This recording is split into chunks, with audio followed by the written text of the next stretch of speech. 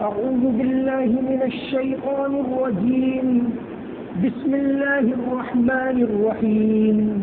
محمد رسول الله والذين معه أشداء على الكفار رحماء بينهم تراهم ركعا سجدا يبتغون فضلا من الله ورضوانا سيماهم في وجوههم من أثر السجود ذلك مثلهم في التوراة ومثلهم في الإنجيل كزرع أخرج شطأه فآزره فاستغلظ فاستوى على سوقه يعجب الزراع ليغيظ بهم الكفار وعد الله الذين آمنوا وعملوا الصالحات منهم مغفرة وأجرا عظيما صدق الله العظيم.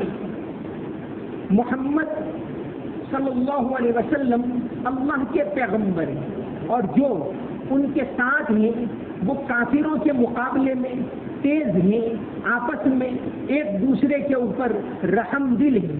تو ان کو دیکھے گا، کبھی تو وہ رکوع کی حالت میں ہوتے ہیں، کبھی وہ سجدے کی حالت میں ہوتے ہیں، غرض یہ کہ وہ اللہ کے فضل اور اس کی خوشنودی کی جستجو میں رہتے ہیں. ان کے چہروں کے اوپر ان کی علامت سجدوں کی تاثیر سے ظاہر ہوتی ہے. یہ ان کی مثال تورات میں بیان کی گئی ہے اور انجیل میں ان کی مثال ایسی ہے جیسا کہ کھیتی جو اپنی کومپل کو نکالے، پھر وہ مضبوط ہو، پھر وہ اپنے تنے کے اوپر درست کھڑی ہو، وہ کھیتی کرنے والوں کو بھلی معلوم ہو تاکہ اس کے ذریعے کافر جلن محسوس کریں. اللہ تعالیٰ نے ان لوگوں کو جو ایمان لائے اور اچھے کام کیے مغفرت کا اور بڑے اجر کا وعدہ کیا ہے. سورہ فتح کی یہ آخری آیت ہے اور لمبی آیت ہے. اللہ تعالیٰ نے فتح دی، اللہ تعالیٰ نے امن و امان کر دیا، حدیبیہ کا معاہدہ قائم ہو گیا. اب اس کے بعد جنگ بندی ہو گئی، دعوت کے لیے دائرہ کھل گیا، دعوت کے لیے امن و امان سے کام کرنے کا راستہ کھل گیا. تو آپ صلی اللہ علیہ وسلم اور صحابہ کرام نے پوری توجہ دعوت کے کام کی طرف مبذول کی. اسی زمانے میں آپ صلی اللہ علیہ وسلم نے دنیا کے الگ الگ مقامات پر الگ الگ بادشاہوں کو خطوط لکھے. دہیا کلبی رضی اللہ عنہ کو بھیجا، اس زمانے کے جو سپر پاور بادشاہ قیصر کے دربار میں. اسی طرح حذافہ رضی اللہ عنہ کو بھیجا، کسرا جو ایران کا بادشاہ تھا ان کے. اس طرح الگ الگ جگہ پر آپ نے دعوتی خطوط بھیجے اور اس طرح امن ہو. جب امن ہو تو دعوت کا کام آسان ہوتا ہے، دعوت کے لیے راستے کھلتے ہیں. تو دین اسلام کے اندر امن چاہا جاتا ہے. قرآن کریم کے اندر جگہ جگہ امن کی تاکید کی گئی. اب جب یہ راستہ کھل گیا، اب آپ صلی اللہ علیہ وسلم اور آپ کی جماعت کا کام کیا، ان کا اوصاف کیا، اس کو بیان کیا. کیونکہ پچھلی آیت کے اندر جو آخری دو آیتیں، ایک میں فرمایا دین کا مقصد کیا ہے، پیغمبر صلی اللہ علیہ وسلم کو بھیجنے کا مقصد کیا ہے وہ بیان کیا. اب فرمایا محمد الرسول اللہ، محمد اللہ کے پیغمبر ہیں صلی اللہ علیہ وسلم. آپ صلی اللہ علیہ وسلم آخری پیغمبر ہیں. آپ کے بعد قیامت تک کوئی نبی آنے والے نہیں ہیں. تو آپ کا کام، آپ کا مشن، اس کو تو اللہ تعالیٰ قیامت تک جاری رکھنے والے ہیں. گویا آپ صلی اللہ علیہ وسلم پوری دنیا کے پیغمبر اور آنے والے پورے زمانے تک کے پیغمبر. آپ کو آپ کے ساتھیوں نے، صحابہ کرام رضی اللہ عنہم، ایسا تعاون پیش کیا، ایسا ساتھ دیا جس کی مثال تاریخ میں نہیں ملتی. محمد الرسول اللہ والذین معہ، محمد اللہ کے پیغمبر ہیں اور جو لوگ ان کے ساتھ تھے، یعنی صحابہ کرام جن کے بارے میں دونوں یہ پورا آیت کا ٹکڑا ہے، اس کے بارے میں گزشتہ بہت تفصیل سے گفتگو ہوئی. آگے فرماتے ہیں والذین معہ، جو ان کے ساتھ ہیں، اشداء علی الکفار، کافروں کے مقابلے میں تیز. پہلی صفت ان کی یہ کہ کفر اور شرک کے بارے میں کوئی کمپرومائز نہیں، کیونکہ مقصد ہی توحید ہے، مقصد ہی جو ہے کفر سے دوری ہے، مقصد ایمان کے اوپر جمے رہنا ہے. تو کفر کے بارے میں کوئی کمپرومائز نہیں، ایمان کے مقابلے میں کوئی کمپرومائز نہیں. اصل ہمارا کام دین کی بنیاد ہی یہ ہے کہ ایمان. تو فرمایا ان کی پہلی صفت، اور صحابہ کرام نے اس کو عملی طور پر کر کے دکھائے. نبی کریم صلی اللہ علیہ وسلم نے اور صحابہ کرام نے عملی نمونہ اس کا پیش کیا. یہ نہیں ایسی باتیں تو تاریخ میں بہت سے لوگ کہتے رہے، صرف باتیں ہی کرنا ہو تو ایسا ہونا چاہیے، انصاف ہونا چاہیے، سچائی ہونی چاہیے، باتیں کرنی ہے تو بہت زیادہ کی جائے گی، لیکن اس کو عملی طور پر کرنا ہے. ایک بہت بڑے ہسٹورین ایچ جی ویلس پچھلی صدی میں گزرے ہیں، سائنس کی تاریخ بھی انہوں نے بہت تفصیل سے لکھی. نئی نئی جو چیزیں آنے والی ہیں بہت پہلے پیشین گوئی اس آدمی نے کی، ایچ جی ویلس. اور اسی طرح دنیا کی تاریخ کے اوپر انہوں نے کتابیں لکھی ہیں اور یہ بہت قابل اعتبار ان کی ہسٹری کہی جاتی ہے. انہوں نے جب یہ آپ صلی اللہ علیہ وسلم اور صحابہ کرام کی تاریخ کے اوپر پہنچے تو انہوں نے لکھا ہے کہ دنیا میں اگر پوری انسانی تاریخ میں عملی نمونہ پیش کر کے بتایا ہو، کسی پریچر نے، کسی پیغمبر نے، کسی اصلاحی کام کرنے والے نے خود عملی نمونہ پیش کر کے بتایا ہو تو وہ صرف اور صرف حضرت محمد صلی اللہ علیہ وسلم اور ان کے ساتھی. آپ نے جو بات کہی وہ عملی طور پر کر کے دکھائی. والذین معہ اشداء علی الکفار. تو پہلی صفت ان کی یہ ہے کفر کے بارے میں کوئی کمپرومائز نہیں. بدر کا واقعہ آتا ہے، بدر میں جب آپ صلی اللہ علیہ وسلم ہجرت کر کے مدینہ آ گئے، مکہ چھوڑ دیا، ابھی بھی مخالفین نے پریشان کرنا چھوڑا نہیں. آپ صلی اللہ علیہ وسلم مدینہ، اب انہوں نے مدینہ کے قریب آ کر حملہ کر دیا. آپ صلی اللہ علیہ وسلم مقابلے کے لیے نکلے. اس وقت حضرت ابو بکر صدیق رضی اللہ عنہ کے صاحبزادے عبد الرحمن جو ابھی تک مسلمان نہیں ہوئے، بعد میں وہ بھی مسلمان ہوئے. حضرت ابو بکر کے والد ابو قحافہ وہ بھی بہت بعد میں فتح مکہ کے موقع پر مسلمان ہوئے. ابو قحافہ حضرت ابو بکر کے باپ، حضرت ابو بکر ان کو لے کے آئے آپ صلی اللہ علیہ وسلم کے پاس. آپ نے دیکھا تو آپ نے فرمایا ابو بکر بوڑھے میاں کو آپ لے کر آئے، ہونا تو یہ چاہیے تھا کہ ہم ان کے پاس چلے جاتے. یہ بات آپ نے فرمائی. تو حضرت ابو بکر جن کی 4 پیڑھیاں صحابہ، ایک ہی آدمی ایسے ہیں جن کو یہ شرف حاصل ہوا ہے. ان کے باپ ایمان لائے اور صحابی ہونے کا شرف حاصل کیا، وہ خود، پھر ان کے اولاد میں ان کے بیٹے وہ بھی ایمان لائے، ان کی بیٹیاں، اور پھر ان کے پوتے اور نواسے وہ بھی صحابی بنے. تو ایک آدمی ایسے جن کی 4 پیڑھیوں کو صحابی ہونے کا شرف حاصل ہے. تو حضرت ابو بکر صدیق بدر کے موقع کے اوپر ان کے بیٹے اب تک عبد الرحمن ایمان نہیں لائے. جب بعد میں ایمان لائے پھر عبد الرحمن نے ایک مرتبہ حضرت ابو بکر کو کہا، کیونکہ بدر میں وہ آئے عبد الرحمن لیکن وہ مشرکین کی طرف سے آئے. تو عبد الرحمن نے حضرت ابو بکر کو کہا کہ کئی مرتبہ ایسا موقع بدر میں ہاتھ میں آیا کہ میں آپ کو مارتا لیکن میں آنکھیں چرا کر میں نے راہ بدل لی. حضرت ابو بکر نے فرمایا کہ چونکہ تو کفر کے لیے لڑ رہا ہے، میں اسلام کے لیے لڑ رہا تھا اور تو اس وقت اسلام کے مقابلے میں، اگر تو میرے سامنے آتا تو میں نہ چھوڑتا. یہ حضرت ابو بکر صدیق نے بات فرمائی. تو ایمان اور کفر کی جہاں بات آئے وہاں کوئی کمپرومائز نہیں. اور چیزوں میں آپ ان کے ساتھ اچھا برتاؤ کیجئے، انسانیت کا برتاؤ کیجئے، ان کو مدد کیجئے، ان کے ساتھ انصاف کیجئے وغیرہ، ان کے ساتھ تجارت کیجئے، یہ ساری چیزیں. لیکن جہاں کفر شرک کی بات اور اسلام کی بات تو وہاں کوئی کمپرومائز نہیں. اگر اس بات میں کمپرومائز ہونے لگے تو پھر تو اسلام کی جڑ ہل جائے. اصل تو اسی لیے تو ہے. تو فرمایا اشداء علی الکفار. ام حبیبہ رضی اللہ عنہا ام المومنین، ان کے والد ابو سفیان، وہ بھی بعد میں اسلام لائے. اسلام نہیں لائے تھے، کئی سال کے بعد اسلام لائے. تو ایک مرتبہ وہ مدینہ کے اندر آئے اور اپنی بیٹی ام حبیبہ کو ملنے کے لیے گئے. ام حبیبہ نے فوراً وہ بستر رکھا ہوا تھا بیٹھنے کا، اس کو موڑ دیا، ہٹا دیا.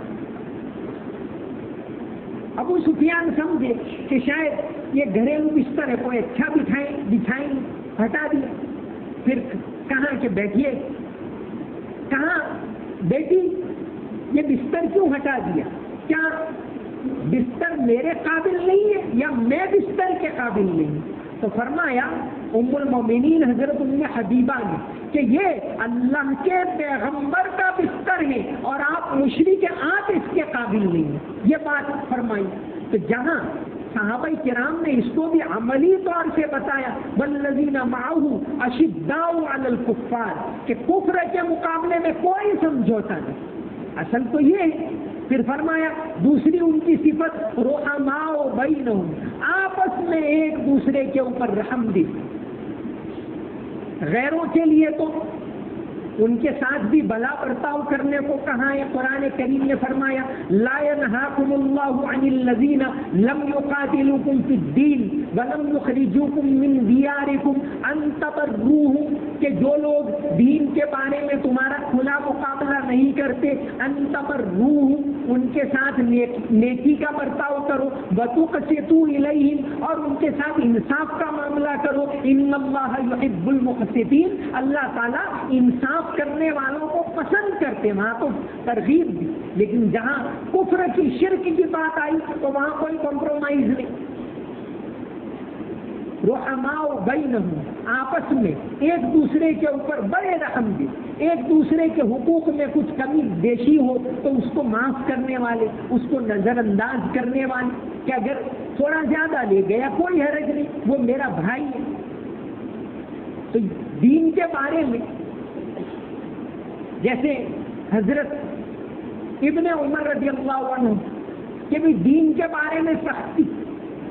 حضرت ابن عمر رضی اللہ عنہ کا واقعہ آتا ہے. عبداللہ ابن عمر، ان کے بیٹے، ابن ماجہ کے اندر حدیث ہے کہ ایک مرتبہ عبداللہ ابن عمر نے آپ صلی اللہ علیہ وسلم کی حدیث حضرت ان کے بیٹے بلال کے سامنے بیان کی کہ آپ صلی اللہ علیہ وسلم نے فرمایا کہ اللہ کی بندیوں کو مسجد میں جانے سے نہ روکو، اللہ کی بندیوں کو مسجد میں جانے سے نہ روکو. بلال نے کہا ہم تو روکیں گے، زمانہ بدل گئے. حضرت ابن عمر نے کہا کہ میں اللہ کے رسول صلی اللہ علیہ وسلم کی حدیث بیان کر رہا ہوں اور تم اس کے خلاف بول رہے ہو، اس کی توہین کر رہے ہو. حضرت ابن عمر اس کے بعد زندگی بھر اپنے اس بیٹے سے بات نہیں، کیونکہ انہوں نے رسول صلی اللہ علیہ وسلم کی بات اور وہ سامنے کراس کر رہے. مصلحتیں وہ بعد میں الگ کہہ سکتے، جہاں رسول اللہ صلی اللہ علیہ وسلم کی بات کی جاتی ہے اس کا اکرام ہونا چاہیے، اس کا احترام ہونا چاہیے، اس کو سنا جانا چاہیے. تو کراس کر کے انہوں نے کہا کہ ہم تو روکیں گے. حضرت ابن عمر ایسے غصے ہوئے کہ اس کے بعد زندگی بھر اپنے اس بیٹے سے بات نہیں کی کہ اللہ کے رسول صلی اللہ علیہ وسلم کی بات کے اندر انہیں کراس کیا. یہی ہے کہ من احب للہ وابغض للہ، کہ جو شخص محبت کرے اللہ کے لیے محبت، عداوت و اللہ کے لیے عداوت، فقد استکمل الایمان، تو اس نے اپنا ایمان کامل کر لیا. یہی بات ہے کہ اشداء علی الکفار رحماء بینہم. پھر آگے ان کی صفت بیان فرمائی تراہم رکعا سجدا، تم ان کو دیکھو گے کہ کبھی تو وہ رکوع کی حالت میں، کبھی سجدے کی حالت میں، یعنی اللہ کی خوب عبادت کرنے والے.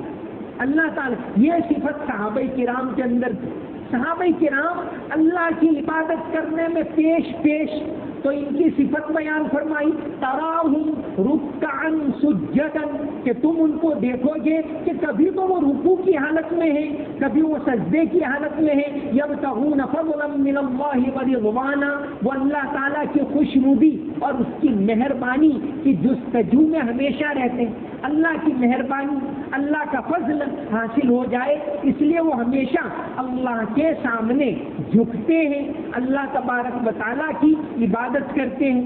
ذالک مثلہم، ہاں پھر فرمایا سیماہم فی وجوہہم من اثر السجود، کہ ان کے چہروں کے اوپر ان کے سجدوں کی تاثیر ظاہر ہوگی، ان کے چہروں کے اوپر ان کے سجدوں کی تاثیر ظاہر ہوگی۔ ذالک مثلہم فی التوراۃ، یہ مثال ان کی تورات میں بیان کی گئی ہے کہ محمد صلی اللہ علیہ وسلم کے امتیوں کی مثال تورات میں یہ ہے، سیماہم فی وجوہہم من اثر السجود، کہ سجدوں کی علامتیں ان کے چہروں کے اوپر ظاہر ہوگی۔ علامت ظاہر ہونے کا مطلب یہ نہیں کہ وہ پیشانی کے اوپر نشان ہو، نہیں، علامت ظاہر ہونے کا مطلب ایک نورانیت ہوگی۔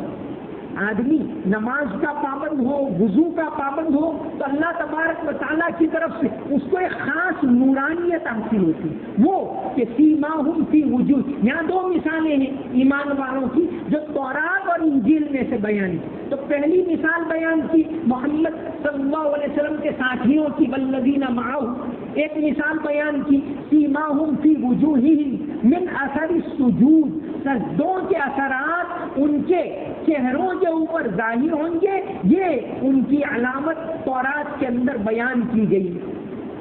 حدیث شریف کے اندر بھی یہ آتا ہے کہ ان امتی یدعون یوم القیامت غرا محجلین من آثار الوضوء، کہ قیامت کے دن میرے امتی اس حالت میں بلائے جائیں گے کہ ان کے چہرے وضو کے اثرات کی وجہ سے روشن اور تر و تازہ ہوں گے، چمک رہے ہوں گے۔ تو قیامت کے دن بھی یہ حالت ہوگی وضو کرنے کے لیے، یہ بھی ایک خاص خصوصیت ہے ہماری کہ نماز پڑھنی ہے سب سے پہلے وضو کرنا، اور دین میں یہ ہے نہیں کہ بھئی پرارتھنا کرنی ہے چلو گئے کر لیا پورا ہو گیا، یہ نہیں۔ اس کے آداب، اس کا طریقہ کہ آپ ظاہری، ایک تو دل کی پاکی، ظاہری پاکی، کپڑے بھی پاک ہوں، بدن بھی پاک ہوں، پھر وضو کرو، پھر اللہ کے سامنے جھکو۔ تو یہ رکوع سجدے کرتے ہیں وہ تو پاکیزگی کو حاصل کرنے کے لیے، تو یہ پاکیزگی کی نورانیت ان کے چہروں کے اوپر نمایاں ہوگی۔ یہ اثرات تورات میں بیان کیے گئے۔ تورات میں اس امت کی کے اثرات بہت سارے بیان کیے گئے، اس میں سے ایک یہ ہے کہ ان کے چہرے روشن ہوں۔ تورات میں بہت ساری باتیں، جیسے تورات میں یہ بات ہے کہ فلسطین کو وہ آدمی فتح کرے گا، وہ ایک درویش صفت بادشاہ ہوگا۔ تو حضرت ابو عبیدہ ابن جراح جب فتح کرنے کے لیے گئے تو کئی دنوں گزر رہے، فتح نہیں ہو رہا۔ آخر کار آپس میں بات ہوئی، انہوں نے کہا بھائی ہماری کتاب میں تو یہ لکھا ہے کہ درویش صفت بادشاہ ہوگا، وہ اس کو فتح کرے گا بغیر خون کے بہائے، تمہارے اندر تو کوئی دکھتا نہیں۔ حضرت ابو عبیدہ کو ایک دم خیال آئے کہ ایسے بادشاہ تو حضرت عمر ہے، حضرت عمر کو خط لکھا اور کہا کہ آپ کو یہاں آنا ہو، اور حضرت عمر نے وہ سفر کیا فلسطین کا جو مشہور ہے، وہاں پہنچے، اور جب شہر میں پہنچتے تو یہ بات یہ ہوتی ہے کہ بادشاہ چل رہے ہیں اور غلام خادم نوکر اونٹ کے اوپر سوار ہے۔ ایسا انسان، ایسی انسانیت اس دین کے اندر، اس سے یہ دین پھیلا۔ انہوں نے دیکھا تو فرمائے کہ بھئی وہ تو سمجھے کہ اونٹ پر ہے وہ بادشاہ ہے، لیکن پتا چلا کہ بادشاہ تو یہ ہے، تو فوراً چابیاں سونپ دی۔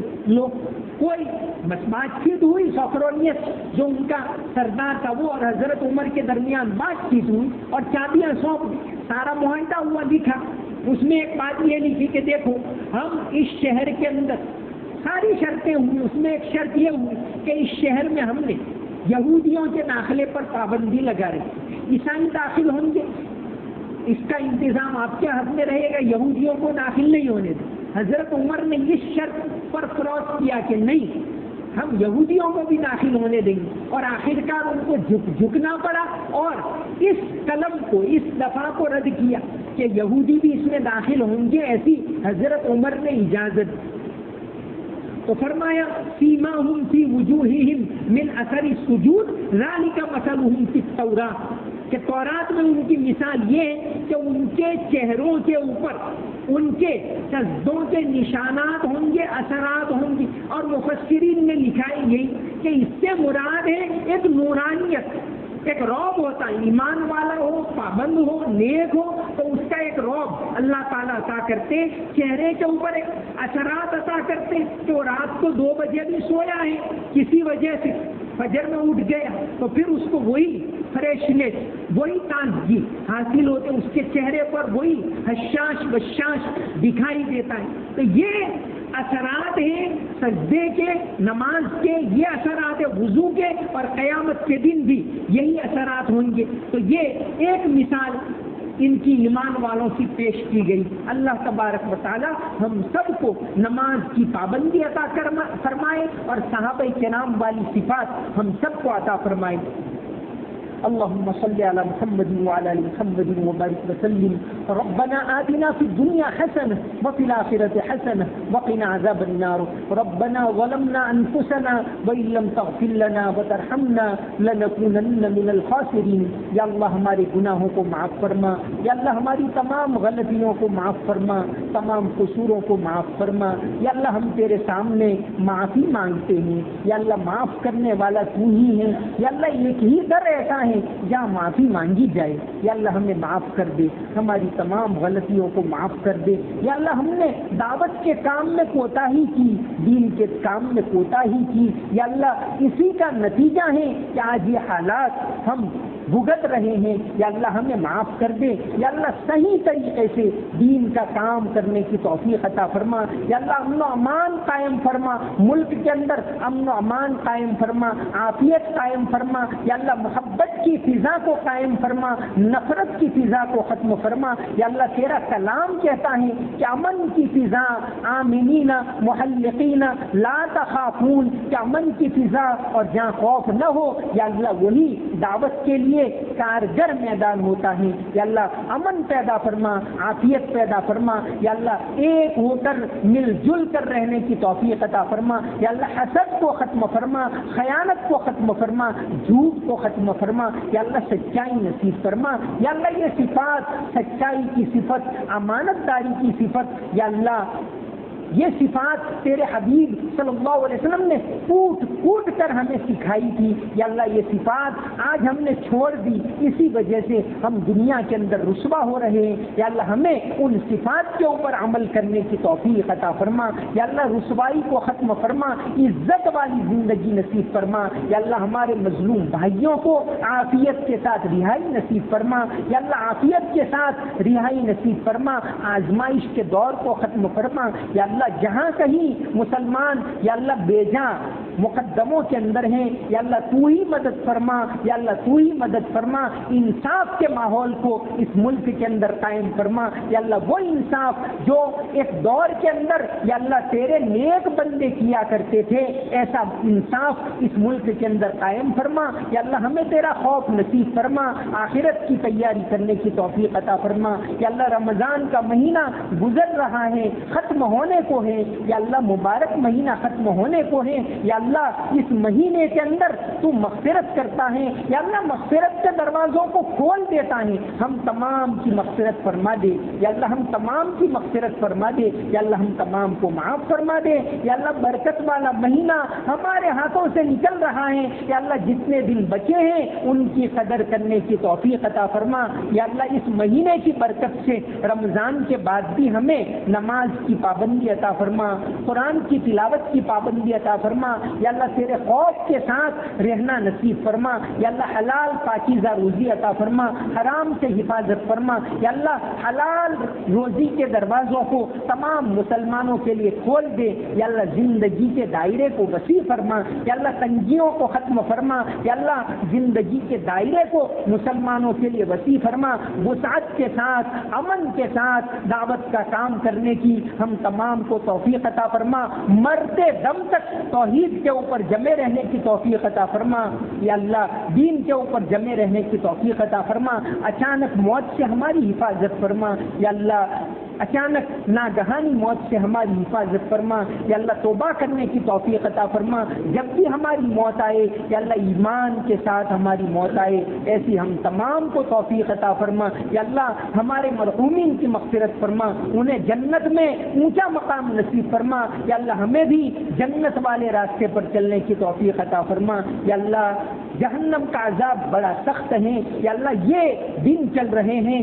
جن میں تو لوگوں کو جہنم کے عذاب سے چھٹکارا عطا کرتا ہے، یا اللہ ہمیں جہنم کے عذاب سے چھٹکارا نصیب فرما، یا اللہ جنت الفردوس میں ہم تمام کو داخلہ عطا فرما، یا اللہ کلام پاک کی محبت میں ہم یہاں بیٹھتے ہیں، یا اللہ صرف اور صرف تیرے کلام کی عظمت میں تیری بات کو سننے کے لیے ہم بیٹھتے ہیں، یا اللہ ان باتوں کو سمجھنے کی توفیق عطا فرما، عمل کرنے کی توفیق عطا فرما، ان باتوں کو پھیلانے کی توفیق عطا فرما، اور زیادہ کلام پاک کی محبت ہمیں نصیب فرما، حدیث شریف کی محبت ہمیں نصیب فرما، ان کو سمجھنے کی توفیق عطا فرما۔ اللہم صلی علی محمد وعلی آل محمد وبارک وسلم، سمعنا واطعنا غفرانک ربنا والیک المصیر برحمتک یا ارحم الراحمین۔